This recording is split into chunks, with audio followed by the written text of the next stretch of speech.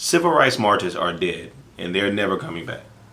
The reason why civil rights marches worked back in the day, in part, young people could get excited about something that was extremely dangerous. Today, marchers go out and they have police escorts in protest. Like, that's not dangerous now. Like, when you're young, you want to, you know what I'm saying, kick against the system, all that stuff. You want something that seems exciting, thrilling, dangerous, edgy. Marching is not that in 2025. So we have to remember, like, the world is a different place. And we can't really conceive of it sometimes. So one of the examples that I love in the book, The Warmth of Other Suns, I think 1948, there's this farmer in Mississippi. He goes to pay his water bill. He pays the water bill, and then he asks for a receipt to just document that he paid his water bill. And for the crime of asking for a receipt to document paying the water bill, they beat this man down. Asking for a receipt in that world was just a little bit too uppity and high and mighty.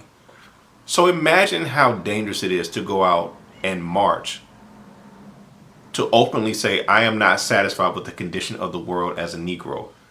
That was dangerous. That was daring. That is bold. And that is something that appeals to young people.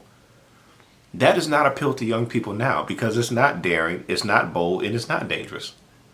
It's just not. Like, if you want young people to get involved in something, that's not going to be it. So one of the examples that we love to think of in history is Jimmy Lee Jackson. In 1965 in Marion, Alabama, this young man was killed participating in a march. Now this is 65, so the Voting Rights Act was passed in 64. Now they're working on, the Civil Rights Act was passed in 64, and now we're working on voting rights, right? So they hold this march in Marion, Alabama, and long story short, this state trooper tries to go after Jimmy Lee's mother. He's trying to defend his mother and protect her, and he gets shot. Okay. People are dying just for marching. This is not like playtime. So if you talk to people like, for example, Hosea Williams, who was one of Dr. King's right-hand guys, he does interviews and he talks about how one of the reasons why they did night marches, and the night that Jimmy Lee Jackson was killed, that was a night march. One of the reasons why they did night marches was to break the fear, because there's no more dangerous situation than marching and at night. That was the ultimate scary thing, and so they did the night marches to really confront fear head on. That is a different world than our world.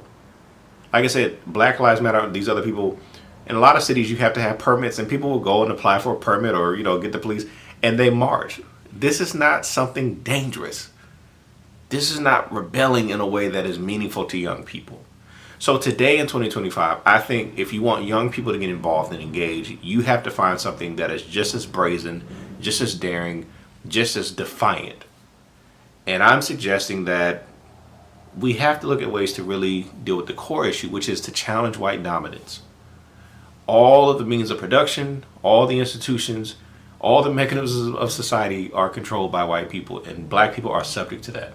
This is white dominance. Finding ways to attack that, I think that's bold.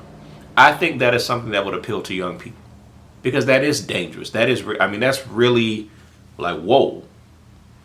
But going out and marching, that's not dangerous anymore. That is no longer bold. It is not novel. It's not something that appeals to young people. And social movements need young people for that energy. That's just how this works. Marching is not going to get it. We need to kind of rethink this and just retire that as a strategy.